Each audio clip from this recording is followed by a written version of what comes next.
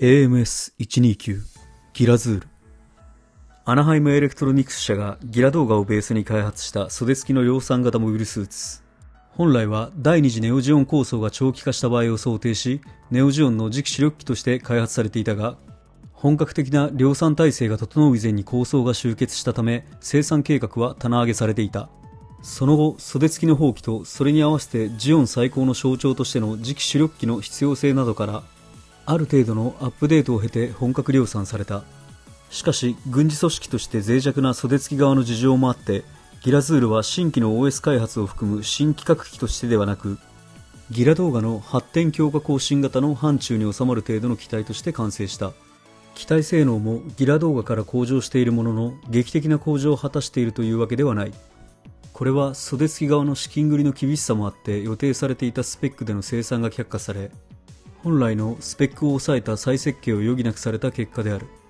一方で、ギラ動画の生産で得られたノウハウと数年の間に進展した部材単位での高性能化がそれなりに集積されたことにより、生産性や整備性は当初の設計よりも改善されており、機体の改造や機能の強化、追加なども比較的容易に扱いやすい機体として完成することとなった。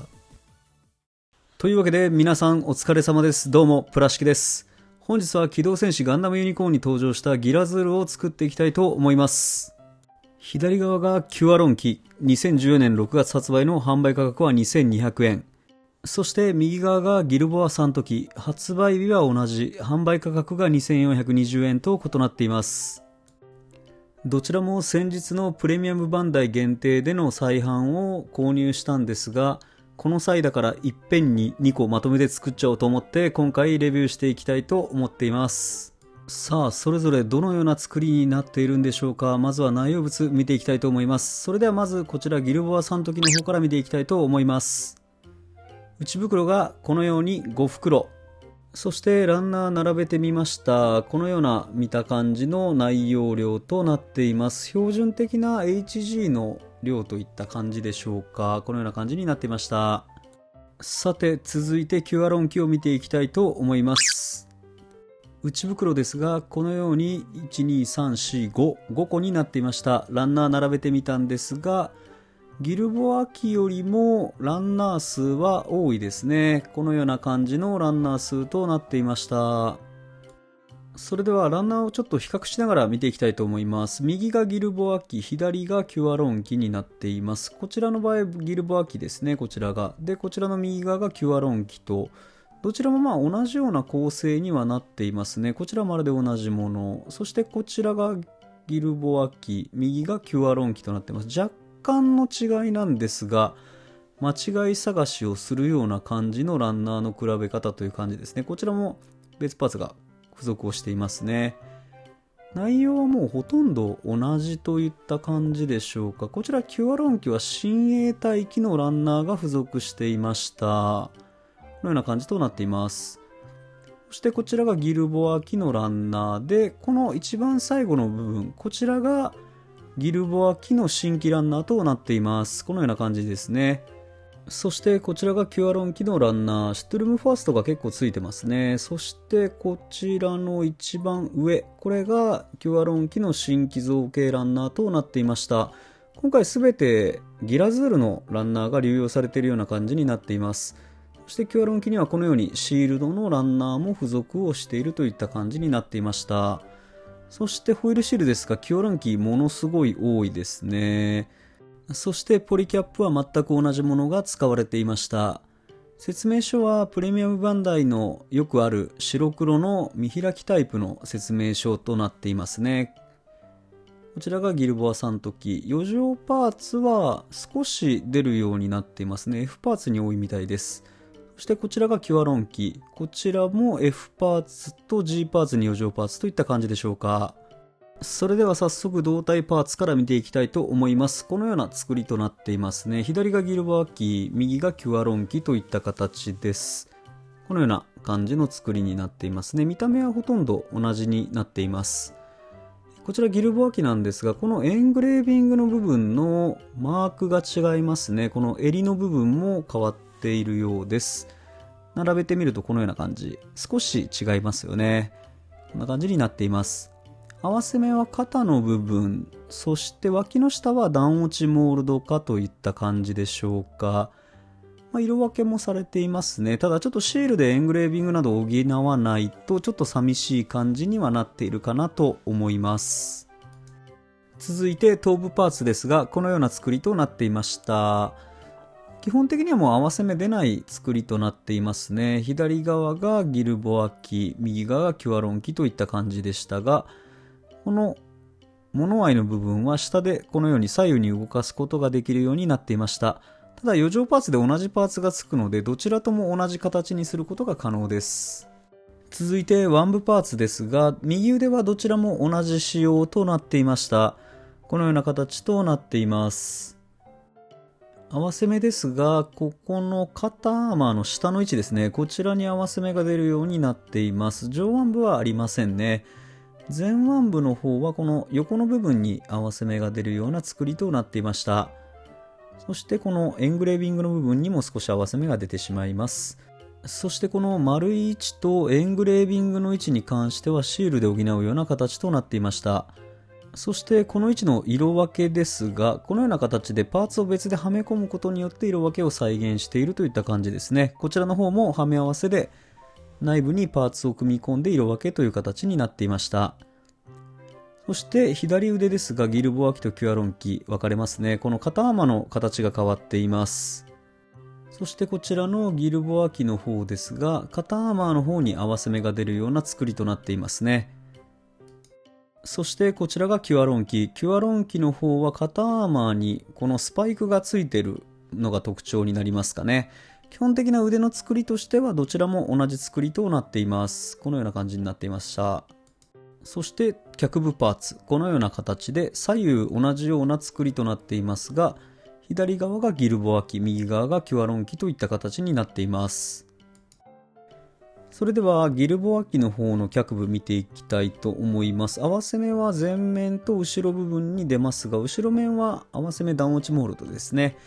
足の部分には合わせ目は出ません。そして足裏の方も肉抜きはなく、モールドもしっかりと入っているような形となっています。この辺りは色分けですね。丸い部分、この辺り色分けとなっています。そしてこの太ももの部分も合わせ目少し出ますね。このような形で色分けもパイプもされていますね。ドルクパイプも色分けされています。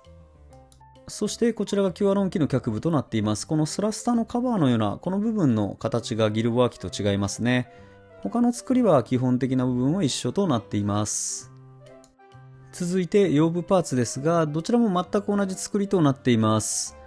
左側がギルボア機、右がキュアロン機なんですが、後ろのカバーがあるかないかなんですが、この剣化の部分ですね。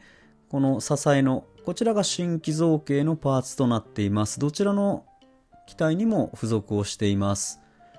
そしてこのようにスカート内部は裏打ちなどはないですね。この軸の部分がアクションベース用の穴と可動のギミックがついているといった感じでしょうか。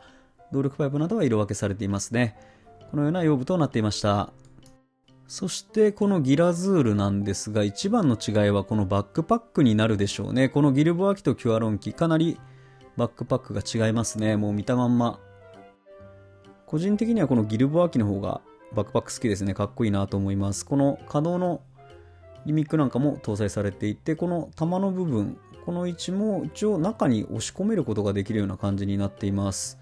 このなんか設定上ギラ動画用のランゲブルーの方というものらしいですね。宇宙空間での使用用のビームランチャーとなっているみたいです。結構大きい武器となっています。完全にバックパックと一体化していますね。このような長さになっていました。そしてこのタンクの部分ですが、可動のギミックがついています。合わせ目はモナカ構造のためどうしても出てしまうような感じとなっていました。そしてこのキュアロン機に関しては、ギラ動画からの流れを組んでいるので、ギラ動画系のこのバックパックというんですかね、このような形のものが付属をしていますが、色分けがされてなくてですね、これがされてるように見えてされてないんですよ。で、シールでこのように全て補うような形なんですが、バックパックをこう並べてみるとわかるんですけど、色が結構違うんですよね。なのでこのままにしといた方がいいような気もします。続いて武装類ですが、この2個、ビームガトリングガンとビームスナイパーライフルが新規造形で付属をしています。まずこちらのビームガトリングガンからですね、このような合わせ目になるんですが、少し各所に可動のギミックが搭載をされていました。このような見た目となっています。そしてこちらは肩アーマーのシールドの部分にこのようにスライドで差し込むことができるんですが、こちら取り付けの向きを間違えているので、後ほど修正をしています。マニピュレーターですが、どちらも同じものが付属をしています。右手の方が銃握り手で、左手の方が平手といった形のものがどちらにも付いています。そしてこちらビームフォークの方が同じように付属。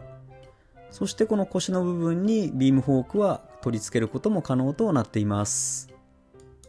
そしてこちらがギルボア機の余剰パーツとなっています。結構コキットなんですが、余剰パーツの武装類がしっかり組めるんですね。このような形で。こういった部分いいですよね。武装がまた別のものでも使えるのかなという感じになっていました。このようにマガジンの部分なんかも付属をしています。もちろんフロントにこのように付けることも可能となっていますね。そしてこのハンドグレネードなどもしっかりと付いていました。このように腰にこれを付けることも可能となっています。このあたり嬉しいですよね。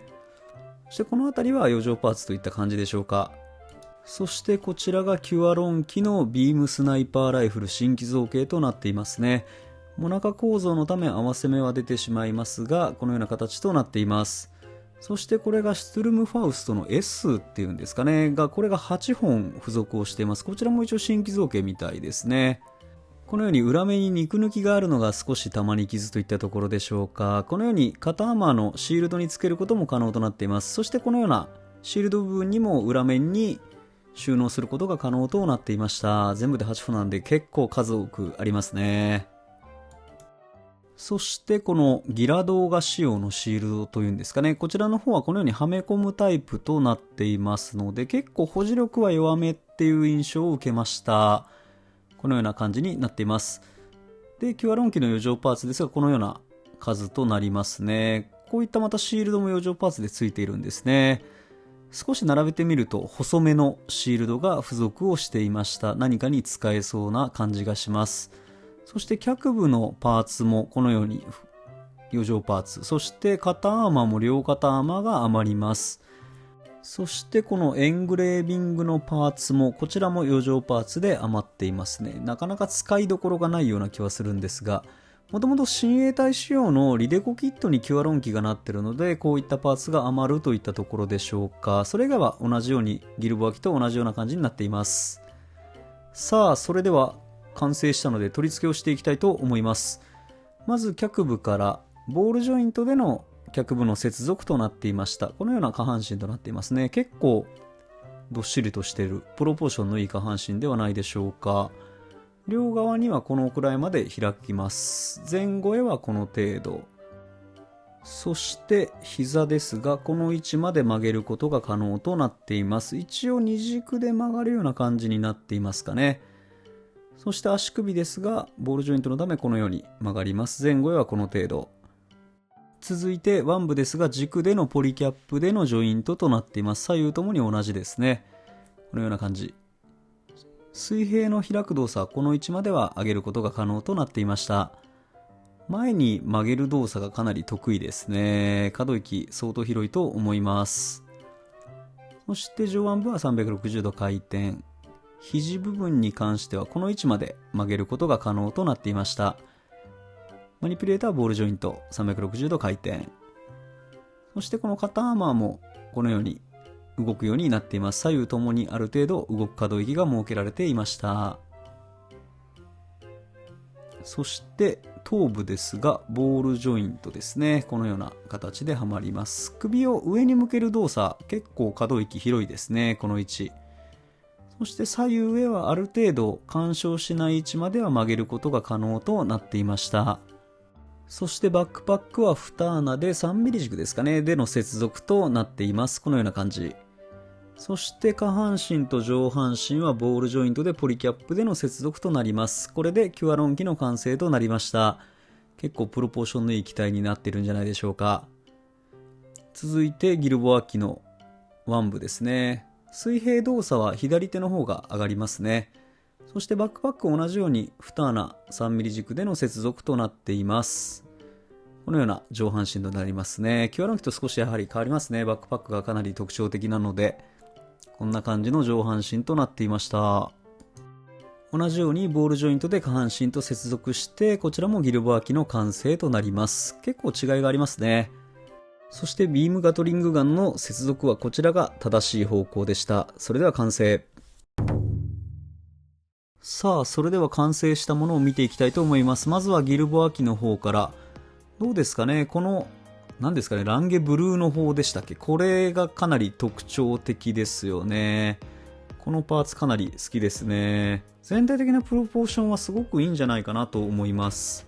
そしてこちらがキュアロン機。結構一般的なギラズールといった感じでしょうか。ただこちらもやっぱりこの武骨な感じいいですね。かなりかっこいいんじゃないでしょうか。ただやはりこのキットに関してはエングレービングとかラインの部分をシールで補うというキットなので、ちょっとその部分だけが難点かなという感じがしますね。結構塗装される方や筆塗りとか、ペン塗りでエングレービングなどを塗るだけでもかなり変わってくるのかなと思います。このように2体並べるとかっこいいですね。何も塗装しなくても結構そういう機種かなと思えば普通に見れるのかなと思うんですが、さあ皆さんいかがだったでしょうか。ギラズール2体並ぶと結構迫力ありますね。それではエンディング。皆さんいかがだったでしょうか。今回 HGUC144 分の1ギラズールのギルボア機キュアロン機を作った感想ですが、プロポーションよく余剰パーツがお得感のあるキットになっていました。色分けは大まかな部分が成型色では再現されていますが、細かい部分がシールで補う仕様のため、シールを貼るもしくは塗装しないと少し寂しい感じになってしまいます。逆を言うとプロポーションがいいので、しっかりと仕上げればかなりいい感じのキットになるんではないかと思います。合わせ目などは少し古めのキットのため出てしまうのは仕方がないですね。可動域などはまずまずといったところでしょうか。それぞれのキットに特徴があって2体並べるといい感じに仕上がりました。余剰パーツがしっかりと使える点も良かったと思います。それでは今回はこの辺で、初めての方もいつも見てくれている方もご視聴ありがとうございました。よかったらグッドボタン、チャンネル登録などしてもらえるととても嬉しいです。それではまた次の動画でお会いしましょう。